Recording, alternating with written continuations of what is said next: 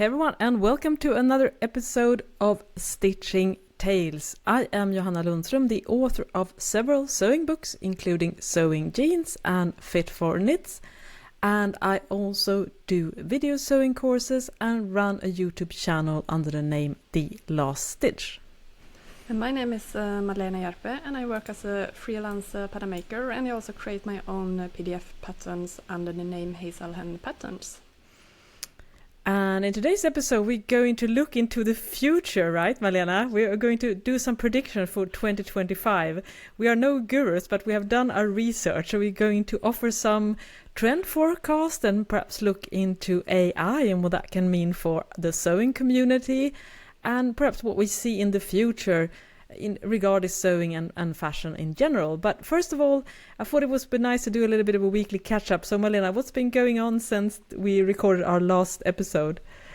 Well, I have got my Tauko Magazine. So nice to actually have something we work with digital products, so it's so nice to actually have a physical product for once. And actual paper patterns. Yeah. So it has been really, it's been so nice to look through this magazine. And as you can see, it's like, high editorial coffee table book kind of look, kind of vibe. So I'm really so excited about that. Yeah, the front cover looks amazing. And I love the colorways with the yellow and the blue. Yeah, I totally get that validation. I mean, it is, sometimes it's very easy for us because we do a lot of digital stuff, but having something to hold in our hands. And it's also inspiration, right, for upcoming next sewing book, because we're also going to include paper patterns for the first time, you and I as well. So it's nice. It's like a little feeling of what we are going to create in the future together. So congratulations. I'm so excited for you. And it's so nice also to have seen the photos of the community group, or that they have sewn your Nepita dress. Is so nice and so inspirational to see, and all the versions and fabric choices are really, really pretty. Yeah, it's so much fun to see how everybody is making it into their own. I mean, one made a sleeveless version of it. One did a blouse version, and really, really beautiful fabric choices, and someone did some really nice decorations on the sleeves, and it's just so fun to see same pattern, how it can turn out different ways, and just people's creativity. It's been so much fun to see, and I've shared that on my Instagram as well, reposted them, so you can have a look there if you want to see. Absolutely. We're definitely going to post some images on our Stitching Tales pod Instagram account as well. Yeah, congratulations. I mean, as we talked about in the last episode, it's been almost a year in the making from, you first thinking up the idea and submitting into the pattern magazine, and now it's finally here. So it must feel really, really validating. Everything goes so fast in the fashion industry, and yes, that is true. But at the same time, it's a long process as well. So and it's a good thing that things can also take its time. So that's it's really so fun to actually see the final product now. And you, Johanna, you also have some exciting, not news, but something to share. Yeah, because I says, if you follow the podcast, I keep talking about my Sewing Jeans video course, and I'm in the final throes of finishing that off right now. And that's a hard slog. I'm basically working days and evenings and weekends, just finishing everything up so I can release the course in February. And sometimes it feels a little bit how you feel like you're doing something in a void in a way. You have no idea, you don't always feel validated for the stuff that you do. But anyways, yesterday morning I woke up to a very kind email telling me that Mimi Gee, which I would say is probably the most famous sewing personality in our community. She's an American, she has her own sewing pattern line, and she writes sewing books, and she has a huge YouTube channel. Definitely a name that I think pretty much anyone will recognize if they're familiar with the sewing community. And she had done a YouTube video on her channel where she talked about 5 sewing books that she recommended. So the email from that wonderful person kindly informed me that Mimigi had mentioned my book Sewing Jeans, which is incidentally what my video course is based upon. So I felt like that was like a sign from something. And she said definitely. she said really kind things about my book, and she mentioned 5 books in the video, I think. I will link to that video in the description section of this episode, and she mentioned my book first as well, which also felt really, really good. And also lots of people in the comment section also said some really kind and appreciative things about that book. And that's probably because I've written 4 sewing books so far, and it's a journey. I mean, my first book, Sewing Activewear, I learned basically the craft. For people that don't know, this is the fact that I don't just write the sewing books, I also do all the photos, I do all the graphic design, illustrations, everything. And you don't have a publishing company behind you? No, I also run my own publishing company. Yeah, so I have to figure out how to get the books on Amazon using a distributing network. So it's been the printers and everything. Everything, yeah, exactly. And getting all that logistics, worldwide. It's been a massive headache, to be honest, but I figured it out. And I managed to print the books on really good quality paper at a great printer here in Europe. Anyways, so a long story short, so it's been like development. I felt my Sewing Jeans, which is the 3rd book of 4 books so far, I felt that was where I really nailed all the bits on how to produce a really good sewing book on my own. So that was really, really validating. I feel also the 4th book that we did together, Fit for Knits, it's even better in terms of how to do a very effective teaching layout. So it's been really I feel pride. Sewing Jeans, where I felt like, okay, Johanna, now you got this. The 2 first books are good, but I feel like there was some room for improvements. I'm the first to admit, even though the information is solid, I still had to learn a few things about making really good sewing books. That felt amazing, actually. Yeah, and that's so nice also to the person who emailed you, because we don't know we can't physically, it's impossible to keep track of what everyone is saying. So when somebody takes the time and actually reach out to you and inform you about this, that is so nice of that person to do, because of course we want to know these kind of things, and we maybe don't know them. So it's so great that somebody actually took the time and emailed you this. Yeah, thank you so much. And if you're listening here and hear anyone ever mention me and Malena, please email us. No, but I had that also with the Malva t-shirt, that somebody talked about it on a YouTube channel, and somebody else mentioned that, I found your pattern through this and this YouTube channel. And I had no idea. She didn't tag me or anything I don't know if you even can do that on YouTube. But anyway, it is so nice, it's so kind when somebody, well, first of all mention you, but also informs you that, you were mentioned here and here. That's really a big thanks to the community. Yeah, thank you so much. Yeah. Fangirl moment here. Yeah, wow. I know.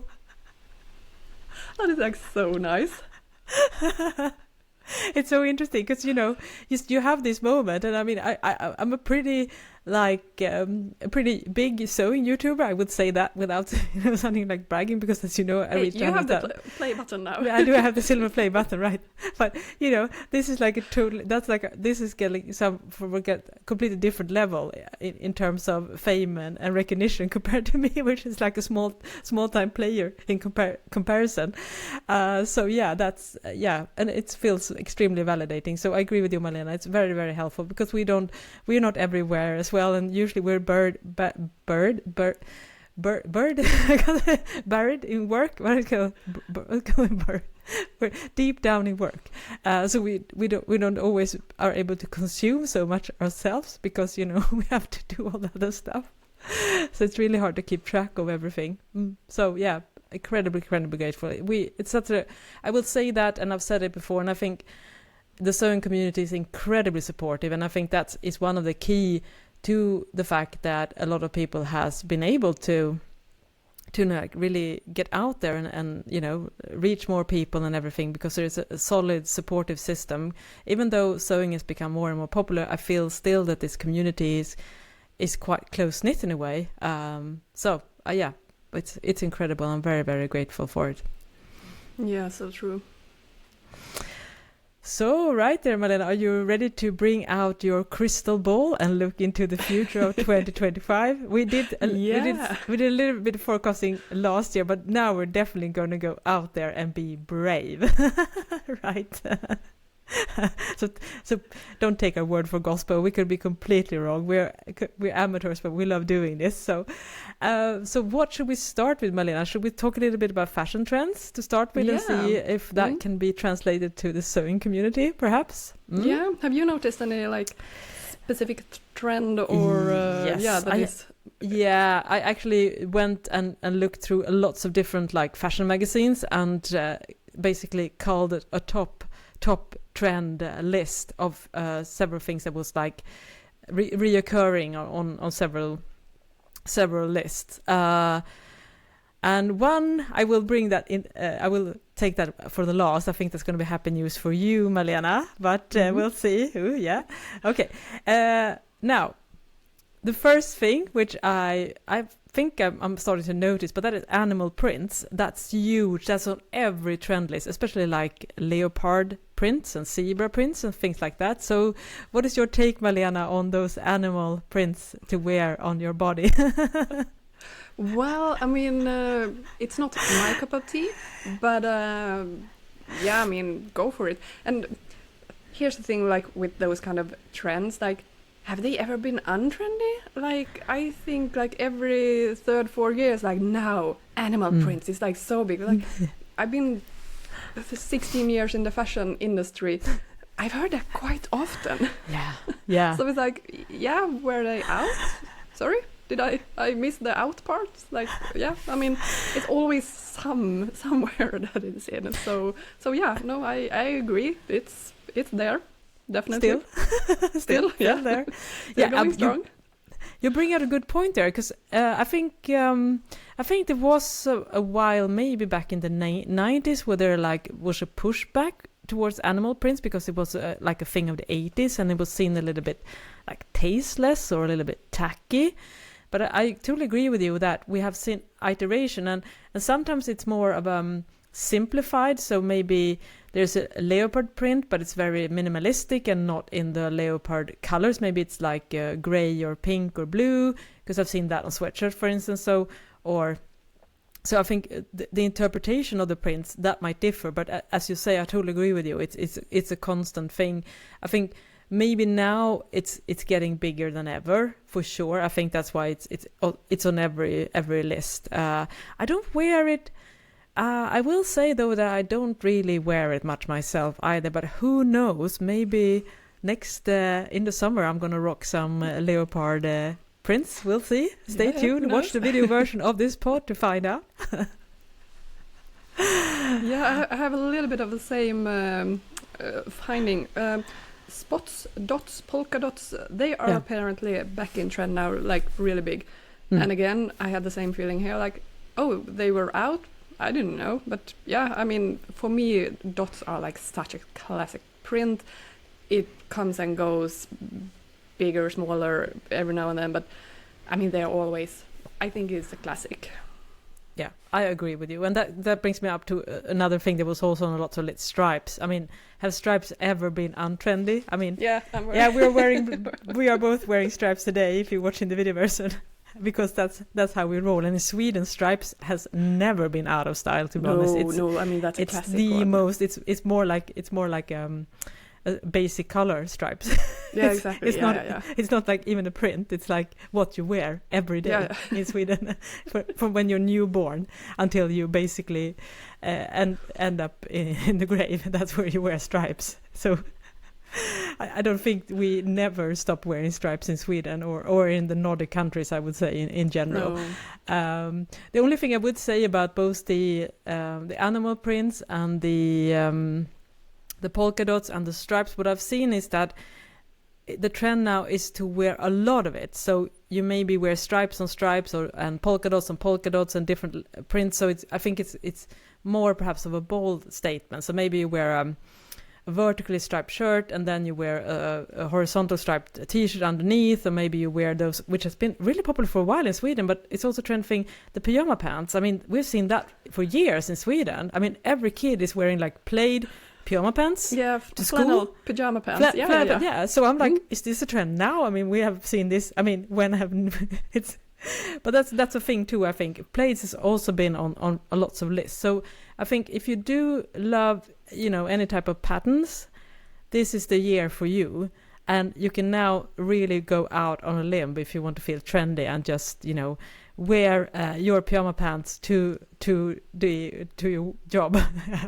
We can't guarantee that it will be well received, but I mean, keep up with the kids and start wearing pajama pants all days.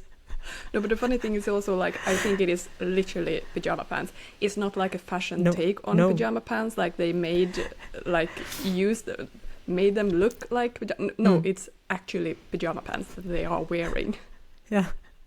Sometimes when I go on the bus in the morning, I see all the kids like wearing those plain pajama pants, like such a nice way. You don't have to get dressed in the morning. You just roll out of bed and put on a jacket, and then you're set for the day. Yeah, very, very comfy trend. Yeah.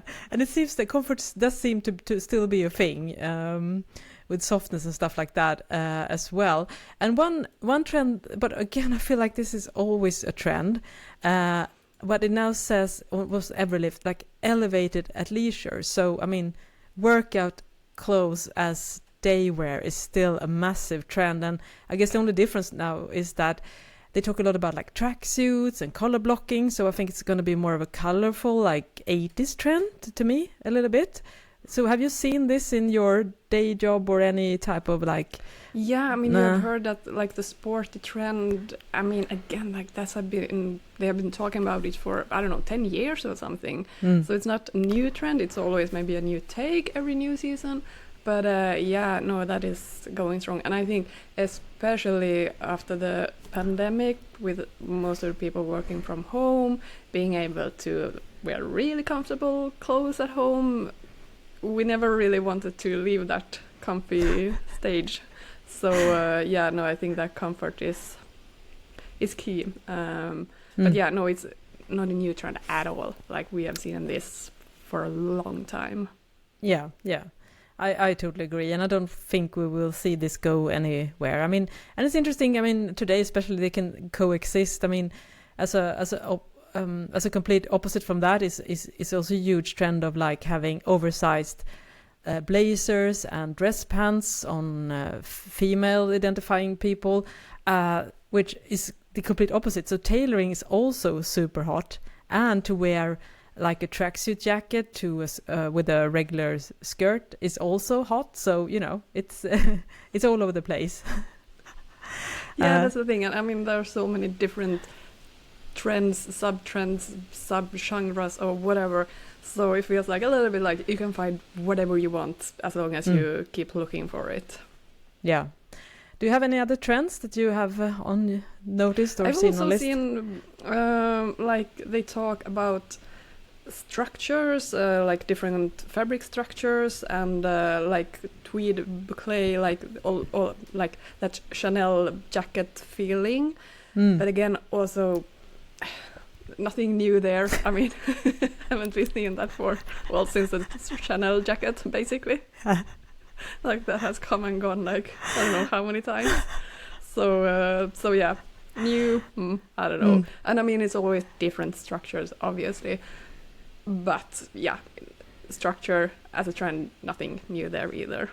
Yeah, it's just different interpretation. I mean, on similar trends again. But over time, you can definitely see that we are shifting the way we're dressing somewhat over the years. So we so far we covered pretty safe trends. So but do have a few more challenging ones. Yeah, and do you have any more, because these have been a lot about how the fabric looks. Do you have any have you spotted anything like silhouette, like actual garment trends? Yeah, because I think that's a kind of interesting thing for us sewists. Yeah, I think one is definitely something that I think is a bit of divisive look, and that is the barrel jeans. Do you know what I mean? The jeans that has rounded outer seams, so it almost looks like a balloon shape, which a balloon shape is also a trendy thing right now. So we're speaking of silhouettes, the balloon silhouette, which is not conventional, body following. Instead, it's more the opposite, that it kind of accentuates the thighs and the hips, for instance. And I think that's a trend that I've seen a lot, and a lot of like big denim brands are doing versions of the barrel jeans. Now, I don't think that this is going to be a mainstream trend, but it's definitely a different silhouette that kind of stands out. Literally, it's almost like the jeans are structured from the inside, because it stands out so much. I have no idea how get that denim fabric to keep that balloon shape. I think it's like very rigid fabric, like it can't be any soft wash on it or anything. Like it has to be more a very structured fabric that stands up on its own, basically. But I've seen that trend as well, and I don't remember which pattern it is now, but I've seen like a lot of sewists have made there are a few PDFs pattern on that silhouette as well, so it's been I've noticed this as well. Yeah, and it's going to simmer down a little bit. I think the more exaggerated barrel will probably not go mainstream, but I think you will see a little bit more like rounded shapes overall. I think we're going to embrace maybe in a skirt or a dress or something like that as well, for sure.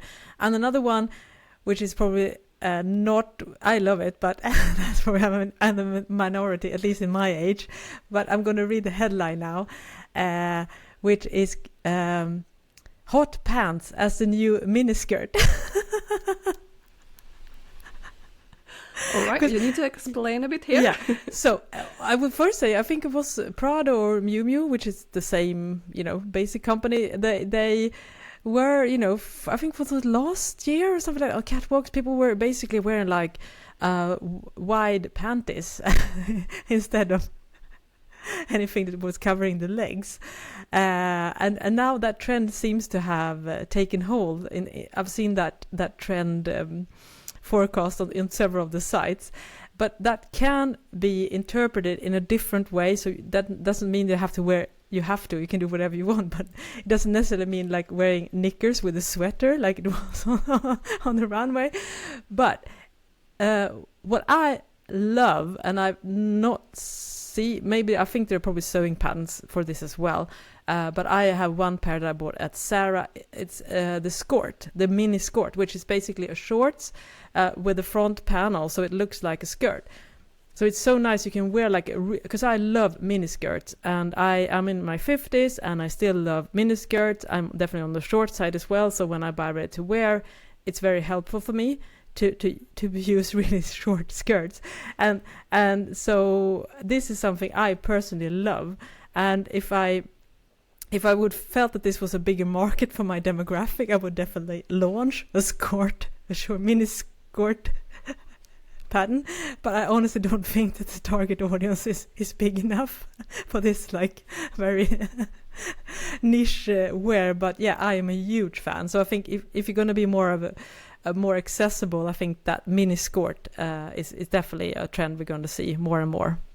But it's such a smart garment, actually. I mean, it's so convenient to have shorts instead of a skirt or a combination of it, because I mean, you don't accidentally flash anyone with the mini skirt if you have shorts. So in that sense, it's great. Yeah, and it also keeps you much warmer, because mine is made with like a wool gabardine. So the fact that it's a double layer makes it also much warmer to wear in the winter. So I can still wear it with like wool stockings and feel pretty comfortable. So I say yay for the skirt. We'll see if that's going to take off. Which brings me to another trend.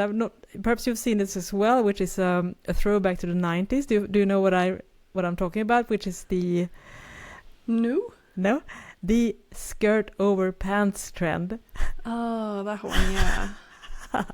Yeah. Been there, done that in the 90s.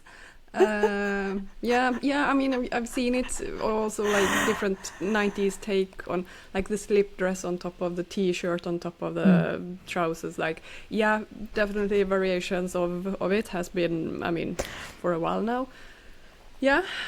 I mean, I can so relate to my mom now when I was young in the 90s and she was like saying, oh my god, I used to wear exactly like this in the 70s. And I'm like, Mom, you're so embarrassing. And yeah, here we go.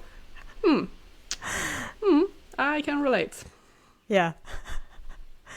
I think we're going to succumb to this trend. I think this is something, because it's such a accessible trend. I think we may feel so. Yeah, we're going to see some long tunics or something like that to wear on top of.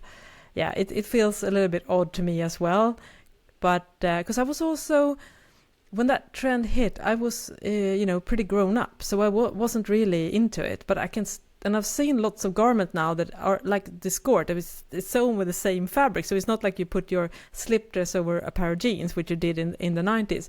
It's more like the pants, and then it's over a short skirt made with the same fabric.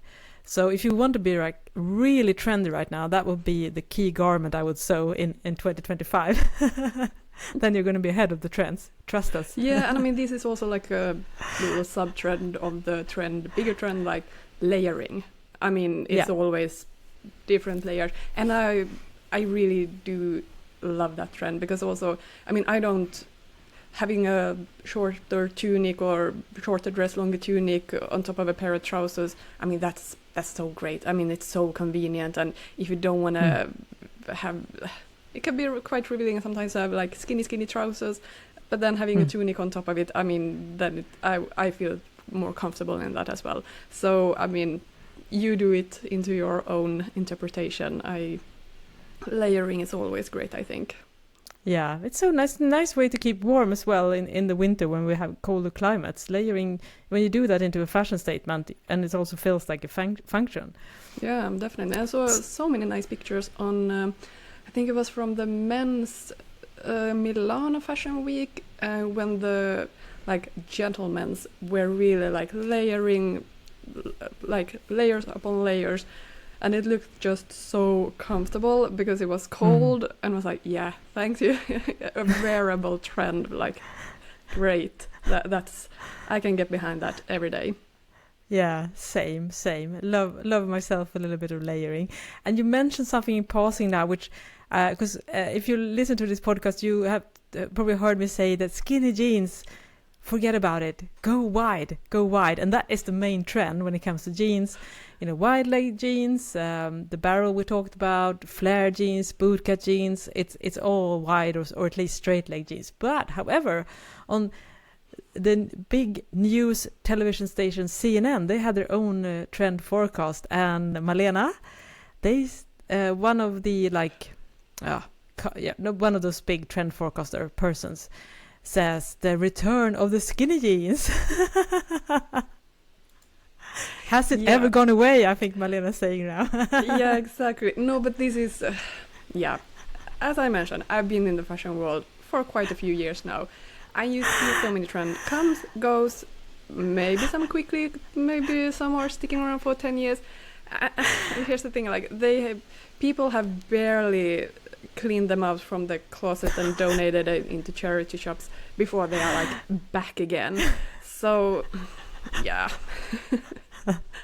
I just sit still, steady, watch a trend come and go. It's like, yeah, I'll have my wardrobe that I have and like, and I'm gonna stick to that.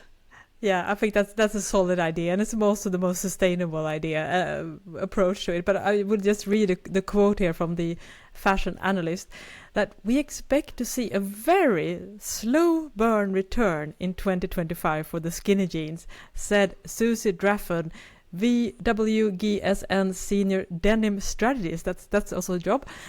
We're definitely in an early signal testing territory here, but this season, skinny jeans increased on the spring-summer catwalks for the first time in years. However, she says, don't get too overexcited. It's important to contextualize. This data uptick is from a tiny base, because wide leg jeans very much remain the dominant silhouette. Yeah. It's interesting. I am looking forward to when the chinos trend are big again, or I don't know if it's, I mean, that's such a classic as well, so you can always have them. You're not out if you have chinos. But like those a little bit more tapered silhouette, that's my absolute favorite silhouette. Also like on office wear, like, not slacks, what do you say that silhouette? Cigarette pants. Yeah. Like those kind of, not tight, but a little bit more cigarette pants. Yeah. Yeah, that's my absolute favorite silhouette of trousers, because it's not. Yeah, I don't know. Understand how like sit down in skinny jeans when you have an office work. You sit down for 8 hours a day. It's so uncomfortable. I can't do it. No, I totally agree with you. I think those are my pants, and I that's so good about sewing, because I always sew these pants, and I think we mentioned in the previous podcast when I have this Berda cigarette pattern. I probably made like 5 pair of pants just using different adaptations of pocket styles and cuffs and things like that, and I just keep returning to that. And those kind of patterns, if you have one that fit well, I don't think you could ever go wrong, because as you say, the taper look, because it's not skin tight, so it still has some ease, but still a very classic silhouette. I mean, think like the 50s. It's just a thing that keeps coming back. I think the only difference is a little bit like the fit and the width of the hem. So I totally agree with you. I think if that could be like a wardrobe staple that it might sometimes not like high fashion, but I don't think you'll ever feel like you're wearing something that feels really off. Untrendy, like exactly. I mean, it's such a classic look, and it has been for as you said, from the 50s. So no, you can't go wrong with them. So that's my absolute love trousers. Yeah, same. Love them. Like maybe we should do a sewing pattern for that instead. We'll see. There's a long list, but as you know, loyal listeners of this podcast, when we have an idea, it may take a couple of years to actually make it happen. 10 years, but they will come. They will come. Just enough time when it's trendy again. Exactly.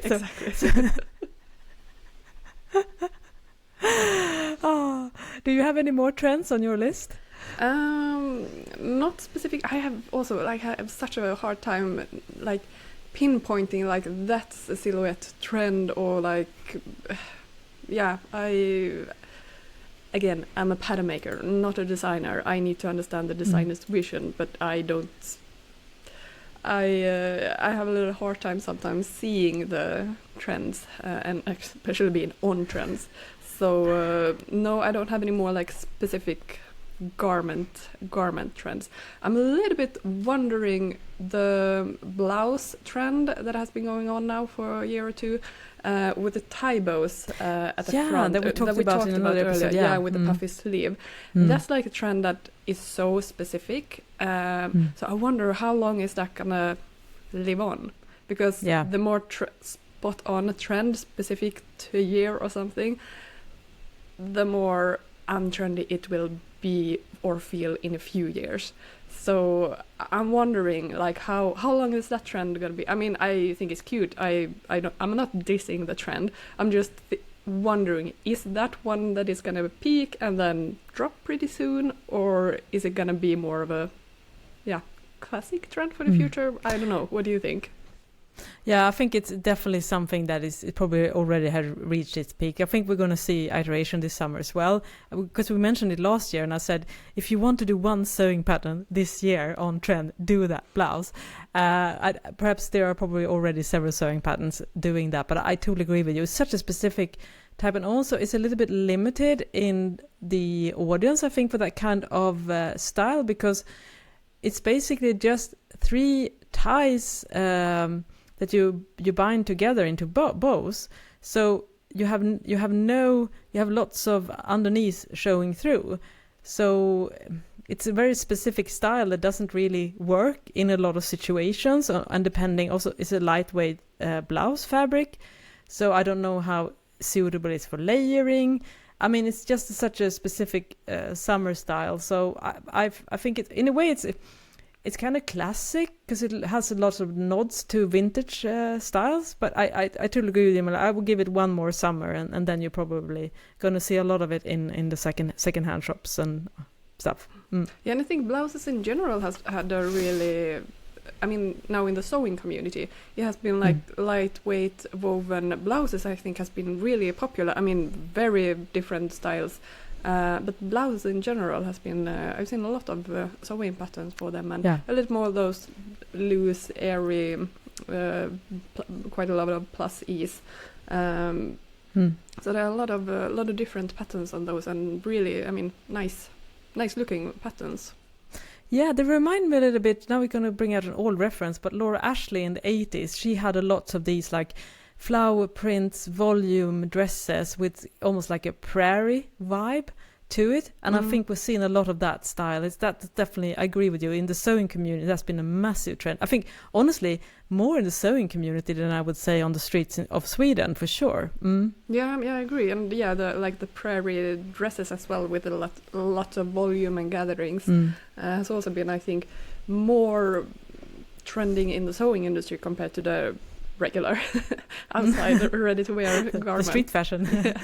They sometimes they align and sometimes they take on different. And I think it's also, because speaking of sewing, because sewing is also so much, a love of fabric, and these kind of trends, they offer like a really nice variety of beautiful fabrics, both say in rayon prints and cotton lawn like Liberty Lawn and similar prints. So if you're a print lover like myself, doing that kind of styles is a way of really using those beautiful fabrics in a way. And I think as a consumer of ready to wear, you don't really think that way in the same way, because you don't, I mean, obviously you find prints that you like, but you don't feel more inclined to that beauty of, a beautiful fabric and being able to express yourself with your fabric choices. So I think that's a good call there, that sewing fashion trends that also align with the ability to using beautiful fabrics, it's going to be a stronger trends for us definitely. Who sew. Yeah, and it's also like the perfect garments, like loose blouses and loose dresses, white dresses, perfect for those lightweight woven fabric that doesn't have any stretch but maybe has quite nice drape, because making a more tight fitted shirt, you're gonna have a lot of fitting issues on them if there doesn't have any stretch or anything. Like, the fitting has to be so precise to your specific body, so it is quite a lot of work to get those more tight silhouettes to look nice in non-stretchy wovens. But for these kind of blouses, dresses, I mean, it is a perfect match for that kind of a fabric. And that kind of fabric is also really nice to sew in. Yeah, so, it's one of the most easiest fabrics, especially if you use the cotton one, the lightweight cotton lawn fabric. They are a dream to sew. I mean, rayon is a little bit trickier, woven rayon, but yeah, absolutely. And also, if you can omit like technical stuff like more collar stands and darts, again, if you use a lot of gathers, again, it's usually easier to sew. The finishing is not as challenging, I think, than compared to sew like a regular dress shirt. Yeah, definitely. One trend that I have, or again, this is not a trend, but and I've also seen like the opposite trend that I want to talk about, like the positive trend, sustainable sewing. Talk a lot about it, and I mean, fantastic. And I think like in the general like fashion industry or fast fashion industry for the last 10 years, like it has been so much talk about it, like how bad it is. And I think companies really started to shape up about it. Like, no, but we have like decent work, or we code of ethic, code of conducts, like those kind of things on your suppliers. Like you have quite high demands on them. So I've seen like a big shift in the fast fashion industry, which is really positive, and also like customers are more aware of like this overconsumption. It's not good for the environment, and how can it be so cheap? Like something is going to be wrong. Yeah. So I feel like it's a general awareness that this is not sustainable. It's not workable. We need to do better. and then enters Temo and Shane, and what happened? I'm so like, it pisses me off. To be honest, it pisses me off. What happened? It's like, did we forget about the sustainability aspect of everything? And like, we say fast fashion, those are like, it's so cheap, how can people get paid fairly? They don't, first of all. We all agree about that in the fashion industry. We are working on raising that, but we don't own the suppliers. We are not paying the salary, unfortunately, so we can't control that. But garments are even cheaper, like, did we forget about? And I think like, I'm not like dissing the sewing community now. I think we are all very aware of this. But the general public, like, corners are being cut if things are so cheap. Come on! Do the math. Do the math as a consumer. And I mean, and I think that's a good thing about us who sew, because even though we may not be exactly familiar with the economics of producing a garment, we do understand the difficulties of actually producing a garment, and these are not robots doing it. So if you're sewing a dress shirt or a jacket, you know, it's people doing all the things that we are doing at home. You know, there are no magic. Of course, they have better equipment and more like streamlined techniques, but overall, it's manpower, it's man hours to create the garments, regardless whether you're buying it in a store or if you sew it. So that's, I think I feel that as well, and I always try to communicate this with people that are not familiar with sewing to understand. And it's the same when people ask me to sew something. I try to explain, you know, how long it actually takes, and it takes a lot of time. So obviously, I mean, so we do have, and I think that could be a good idea, I think, for anyone listening now, and I'm sure you already do this, but we have a unique position in that way, that we do understand the sewing process. So, you know, sometimes why not bring it up in like, it doesn't have to be in an offensive manner, but, you know, bring out the discussion and talk a little bit about your craft, so people don't be proud of it. So people don't think that, you know, you're behind it. So that people don't think that you crank out, you know, your beautiful garments in 30 minutes. Because if you talk about it, perhaps that could also, you know, improve the understanding how the workers' conditions are, and the fact that these are doing this for absolutely minimal pay under awful working conditions. And I think we have to all, you know, be aware of this, and I think it's something that it's important to address. So I definitely think that we have actually a good position to be able to be part of that dialogue. And like the setup between like a fast fashion and these kind of companies, they are a little bit different. So like, I mean, in fast fashion, we can buy a collection in advance, place them in store, sell them, whatever it's not sold, we have to put it on sale to get rid of, like. But these kind of companies, you buy and the supplier ships them directly to you, more or less. So it's a little bit different setup. And in this way, like, yes, it's good, because then they don't have to buy this huge order that maybe are not being sold. It's more a little bit on demand kind of production, which in one way is good, because this waste is not created, because there are not garments then that are not being sold. Like, of course, there are always a little bit of that, but not like these huge volumes. But when it's used in a way that be able to be fast on trend and always new is like the overconsumption, then it's like, then it's used in so wrong way. And I just want to, like, a good thing to talk about also to maybe people that are not really aware of this is that when a brand sells something, they are responsible to follow all the law, the restrictions, safety protocols, and everything for that product. But when the supplier ships it directly to the customer, who is responsible then? That the product is actually safe? Because different countries have different laws and regulations about these kind of things. And how are they keeping track of that then? I mean, when I work for H&M, for example, we have especially for children's, where then it's like so many restrictions, guidelines, rules that has to be followed.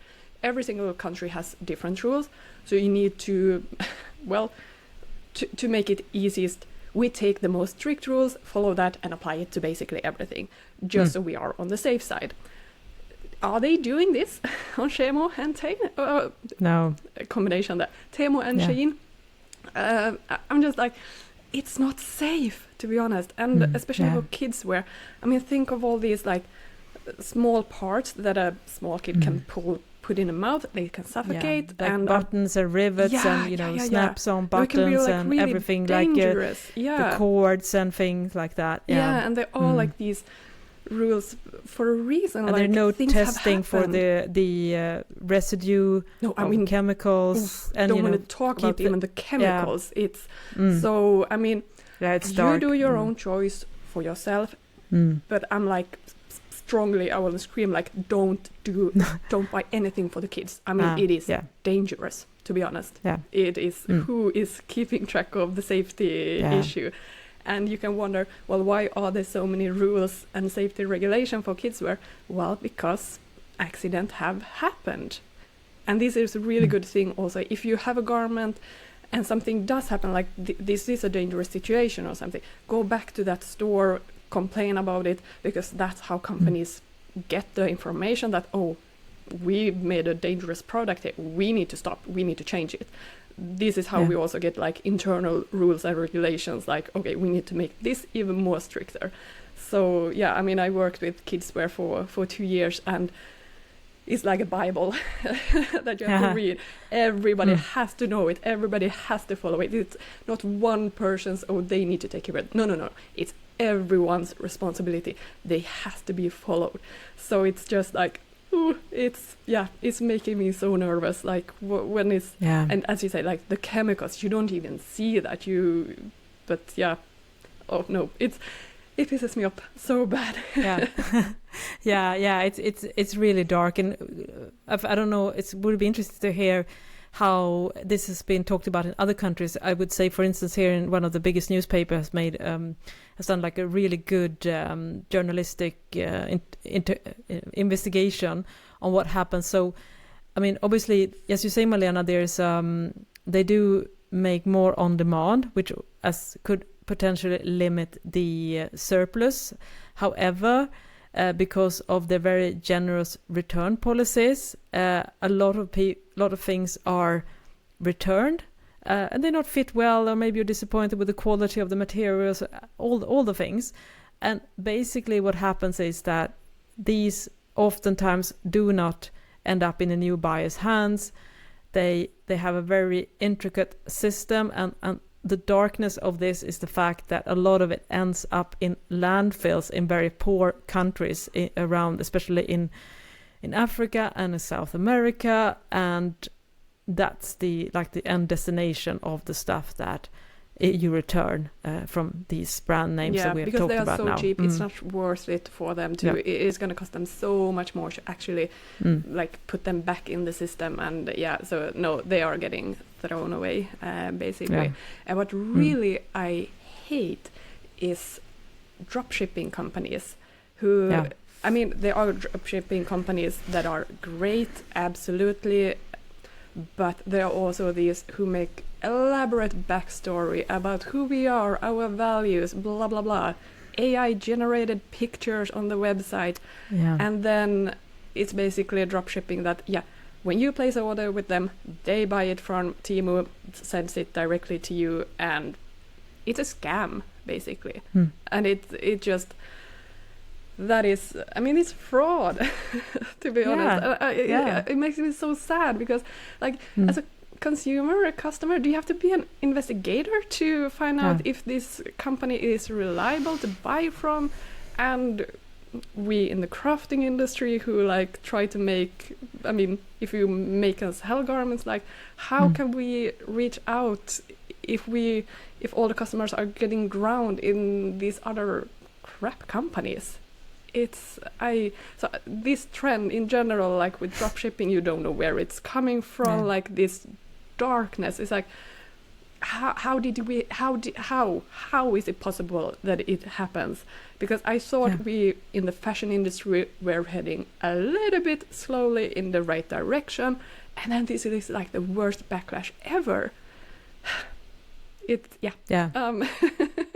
see how worked up I am about it. Yeah, but I'm totally with you, and I'm sure you are listening are feeling the same way about this. And to bring back your point here, Malena, is this is the darkness that is everything a trend? For instance, that's why I sometimes feel when we talk about sustainability and environmental conscious and code of conducts, as you talk about that the companies you work for and other big companies are implementing, is that also a trend? So is it like, okay, now we've done environment conscious thing for a while, so let's do like fast mass production under appalling. Why not do that trend again? So that's the problem I feel sometimes. But I mean, I like to think sometimes that we as society, we take maybe 2 steps forward and 1 step back, but hopefully, I'm trying to be optimistic here, right? That we at least have taken 1 step forward, even though we did also take a step back. But overall, it's still 1 step forward. And I remember, there was a trend with more sustainable fashion in the 90s as well, and a lot of like the big chain stores here in Sweden started doing like organic cotton, and then it kind of just disappeared, and then it came back. So and now, it's more incorporated and on a larger scale using recycled fibers and everything like that. So that's just to give you an example of these waves, because I remember feeling that when I were able to buy like nice organic cotton underwear and things like that in the 90s, and then all of a sudden it was gone, and now it has come back, but with a bigger force, and it's more accessible. So that's just to give you an example of how I feel. Maybe we are taking like baby steps, but of course not in the speed that we need to do, right? I mean, I we think know it is what that we're talking about these here. Yeah, companies, they are like giving these amazing low prices, and you just you can't resist. You have to try it out. I hope you realized when you received it, like the quality is so poor. I mean, it's used once or twice, then it's trash basically. Yeah, and we step away from them. I hope that's my hope. I think, and also I think eventually, but it's again it's a long time, but we will see more legislations that take on a global approach for this. But again, it's going to take a lot of time for sure. So it's a struggle, but it's good. As I said, keep the conversation going. I think the target audiences are young people. I mean, we are obviously talking to you listening here. You're aware of all these things, but I mean, these brands are mainly, I would say the biggest customer base is probably like teenagers and young adults that, have their first disposable income. And of course, how can they know? I mean, obviously they can't. Yeah. And so, when the legislation is not in place, which unfortunately isn't right now, then it's understandable, because a lot of people are, they're not really aware. They target an audience that doesn't really perhaps understand all these things that we talk about right now. It takes, knowledge and. Yeah, definitely. Yeah. No. Yeah. So no, this is like a very dark trend that I. Yeah, which is a very dark trend. Yeah, keep the light on. We will see light in the end of the tunnel. Yeah. I have to calm myself down. Everything's fine. I'm an adult. Take a deep breath. Move on. Yeah. You're doing great. Yeah. No, but another, not trend, but technology that I see is really also coming on strong. We have talked about it mentioned it several times, like programs like Clo 3D, AI as well, which is like those two are completely different, but both are like different tools that could be used in design. And I think if you are interested in starting to work in the design world, knowing these tools and how to use them, it can be really, really beneficial for you. And I mean, just to explain, like Clo 3D, then you like import your pattern, you sew up a garment using like different fabrics and everything, like different types of fabric. You sew it up, you try it on an avatar, it's a virtual fitting session basically, or design session. Like you can create so many So Clo 3D, I highly recommend anyone who is interested in learning a very, to be honest, like it's such an advanced program, but it is really easy to learn and easy to grasp, and then you can, I work it on a daily basis with fitting garments and like trying out and see if my pattern is working, and showing to designer, is this what she like, do we need any changes or anything. But then you can also do, I know a lot of designers are doing like really detailed not avatars, but like garments, like they add on stitchings, zippers, buttons, like really, really nicely. I mean, you can decide so many things there, like how thick should the thread be on the stitching, how stitch length, like everything down to the details, and colors and everything. And then you can create like color samples basically, and see and have those in meetings instead of you need actual garments. So you can show like different variation, try out prints on the fabrics. Like you can do so many things in that program, so you don't have to, because we want to reduce the amount of samples that we do in the product development stage. You always have to have some fitting samples, definitely, but you can get to the right fit more quickly. And again, like color samples for meetings, presentations, those you can have just pictures of. So I believe this is just going to be bigger and stronger.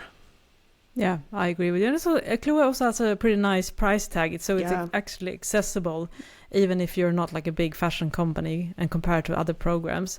Because we talked a little bit about this before we start recording as well, because I looked a little bit into AI and what that could mean. And I guess it's not accessible right now, but I can feel that in the future you will probably able to like combine the capabilities of a 3D visualize program as the Clo and AI. So you could basically write a prompt, for instance, and tell it how to do everything, and then it can also like spit out a sewing pattern with your personal measurements, for instance. And I think is probably where we're going to be. I did a search this morning, and clearly, you know, it came as just a search of how to make sewing pattern AI. So clearly, a lot of people are wishing and hoping for this, because I mean, imagine the situation where you could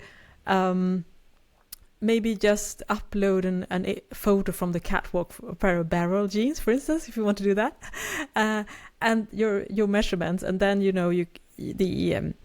the AI combined with a program like Clo will visualize it, and then you can tweak it, you know, say no, move the make the pockets a little bit deeper, like almost the way you would do when you develop a sewing pattern or a garment. Oh no, move that seam a little bit down, or raise the waistline for a couple of centimeters and things like that. So you basically just tell the AI, and then you see the result. And I think it's going to be pretty revolutionary. But still, I think we're a long way of actually this being a reality. So far I've not been able to locate any sewing pattern program that uses AI that can do this for us, but we'll see. Yeah, no, but it's so interesting with AI. It's gonna be great tools for the future, I think. I have not worked with any AI when it comes to design, like the process, but I mean, it is a great way to get images, change up images in the developing process. I mean, it's not going to be as easy as give me 25-piece collection for next season and it's going to create it. Like, no, you have to do a little bit work yourself as well. Just like creating images for like inspiration images, or to see how this print is going to look, or change the direction of the check played and see how that is going to look then, and like those kind of things is going to get a visual view of the design. I think it's going to be huge in the future. But I always have this in the back of my mind when we talk about AI and how smart it is. It was a football match, like soccer, European football, and AI was supposed to follow the football during the whole match, like camera following the football. It mistook the bald referee. Do you say that? The judge. He was bald, and the AI mistook him. His head was bald, yeah. No hair on mistook his him head. as the football, so he was following him during the whole match, not the football. So I'm like, yeah, it's gonna be a while until the AI takes over the world. It's like the humans are still gonna be needed, I think. Yeah. So shit can happen. Yeah, totally. It has a lot of learning for sure. I mean, because we were just in the baby phase, like the embryo of something. But I think it's going to be really interesting to follow and see, when and where and how it's going to be used on a bigger scale and in our sewing community as well.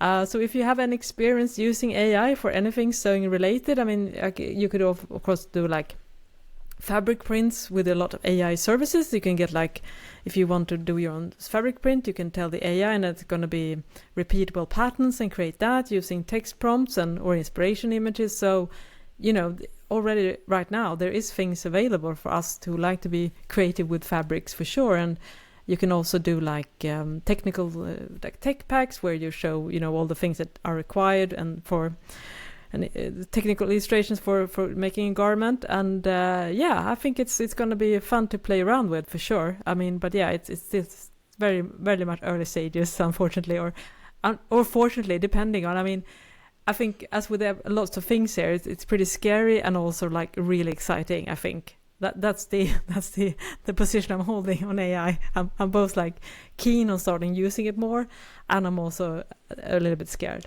Yeah, no, I heard, and I thought I have took this to heart. I don't remember who and in what context this was, but use AI as your intern or assistant.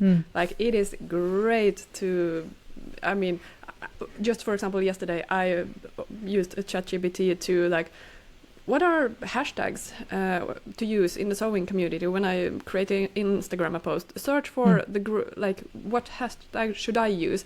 I'm a small brand, so I can't use the biggest hashtags because my content will be drowned in all the hashtags then. So search for hashtags that has under 10,000, been used under 10,000 times.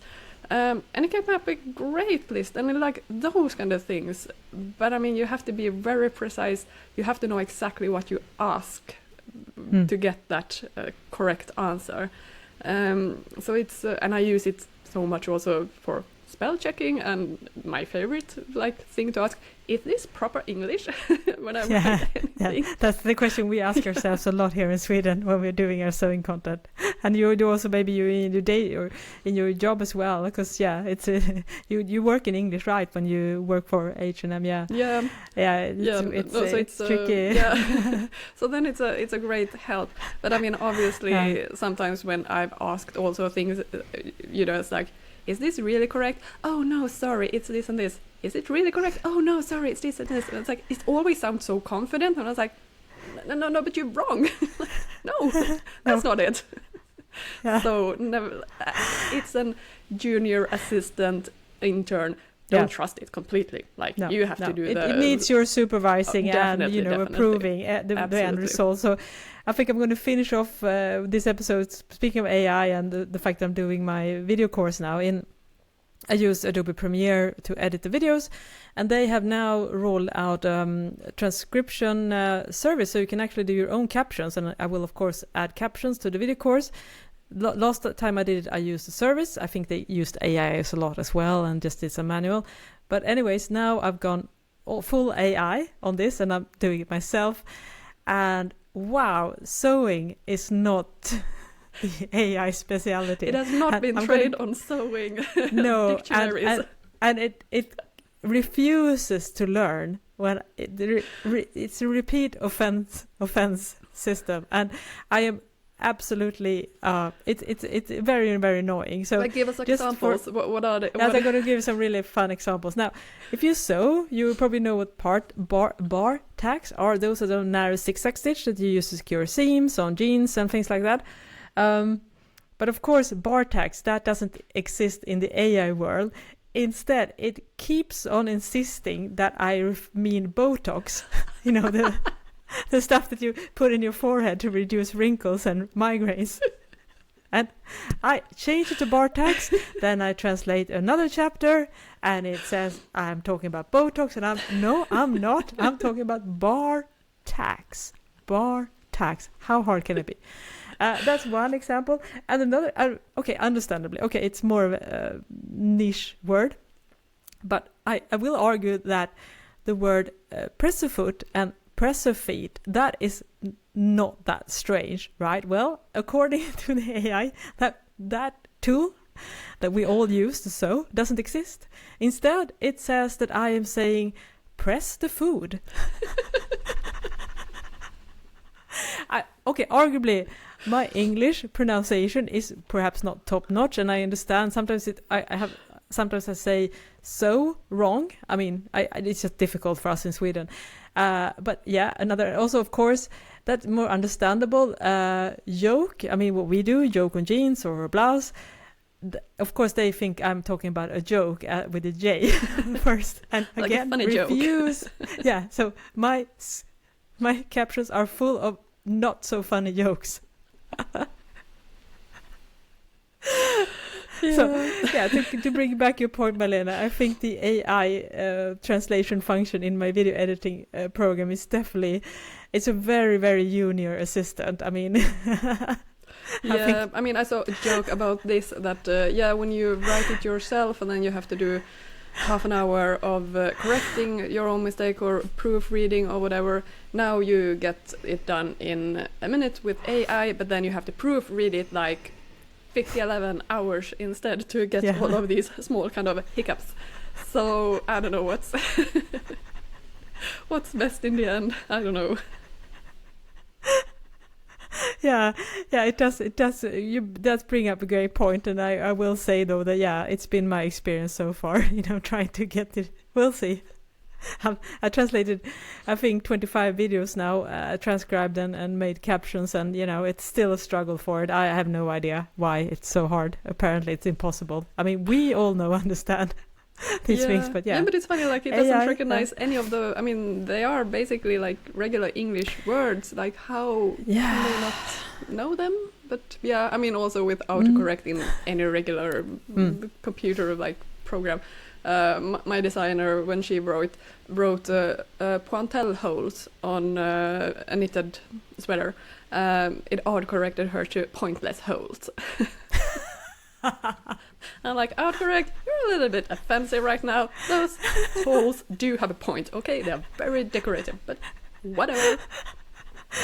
Yeah, so funny. I bet the AI would do the same interpretation if I said that word in one of my videos. But those are pointless. No need. Yeah, pointless holes. Yeah, maybe they are pretty pointless. I mean, why do that as well? Maybe it was questioning the whole concept of pointelle knit. Why do you buy fabrics that has pre-made holes? I mean, what's the point, right? Yeah, maybe it's onto something. maybe. Oh, anyways, this became a long episode. We were all over the place, but hopefully, but that's the trend as well. It's all over the place. All over the place. There's no one trend, just like we are. We're all over the place. So true. Yeah, I think that's a good way to sum it up, Malena. Anyways, I hope that you enjoyed this episode, and if you want to see images on what we talk about, we're definitely going to post that on our Instagram account, Stitching Tales Pod, and you can also watch us wearing stripes and see Malena's wonderful new, which is featured, the Tauko Magazine. Malena's holding it up again. You want to see that? You should definitely watch the video version of this podcast, which is available on our YouTube channel, Stitching Tales Pod. And give us comments. What do you think? Yeah. Dear listeners, what are your trends? What are you looking forward to? What do you wish goes away pretty quickly? And where do you stand on skinny jeans and not? Are you a fan, we'd love to hear that. Do you prefer the more straight flared legs? We are interested. We are definitely interested. I will add, if you listen to Spotify, I will add a poll where you can also vote versus skinny leg versus wide leg jeans. I can do the same on Instagram. Yeah, do that. That would be awesome. And also, if you want to leave comments, if you're listening to the podcast on Spotify, I want to say that you're able to leave comments now on each episode, and some of you do, which we love. So keep those comments coming, so you don't even have to leave the app if you're using Spotify. I think that's probably the only app that you can do that right now. But yeah, it's a place as well to keep the discussion going. Great. It's been, right. Looking forward to this year. So many exciting things. Yeah, 2025. Here we come. Okay. Thank you so much for listening. I am Johanna Lundström. And I am Malena Hjerpe. Bye. Bye-bye.